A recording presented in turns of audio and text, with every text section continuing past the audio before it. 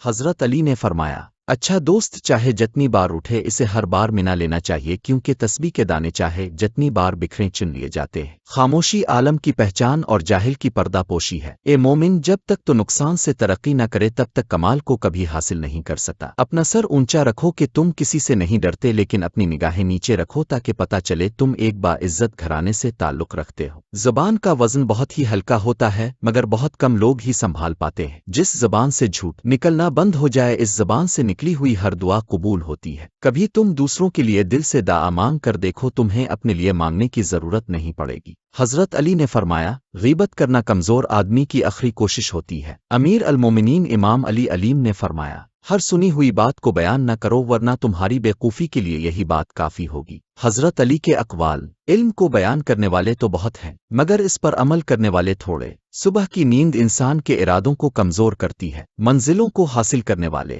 کبھی دیر تک سویا نہیں کرتے۔ مولا علی نے فرمایا، بہت زیادہ باتیں کرنے والے سے لوگ تنگ آ جاتے ہیں۔ مولا علی فرماتے ہیں، دوست کا امتحان مصیبت میں ہوتا ہے، بیوی کا امتحان غربت میں، مومن کا امتحان غصے میں، آنکھ کا امتحان بازار میں، زبان کا امتحان محفل میں، دل کا امتحان عشق میں، ہاتھ کا امتحان کھانا کھانے میں، اور انسان کا امتحان قبر میں ہوتا ہی۔ حضرت علی نے فرمایا، میں جنت کے شوق میں عبادت نہیں کرتا، یہ تجارت ہے، اور نہ ہی جہنم کے خوف کرتا ہوں کہ یہ غلامی ہے۔ میں صرف اور صرف اس لیے عبادت کرتا ہوں کہ میرا رب عبادت کے لائق ہے۔ کسی انسان کی خوبی کو پہچانو تو اسے بیان کرو، لیکن اگر کسی کی خامی مل جائے تو یہاں تمہاری خوبی کا امتحان ہے۔ حضرت علی رضی اللہ عنہ، جس شخص کے دشمن نہ ہو اور سب دوست ہوں، اس جیسا منافق کوئی نہیں، کیونکہ دشمن اس کے ہوتے ہیں جو حق کی بات کہتا ہے۔ حضرت علی نے فرمایا، 3 طریقوں سے پریشانی خوشی میں بدل جاتی ہے۔ خاموش رہنا،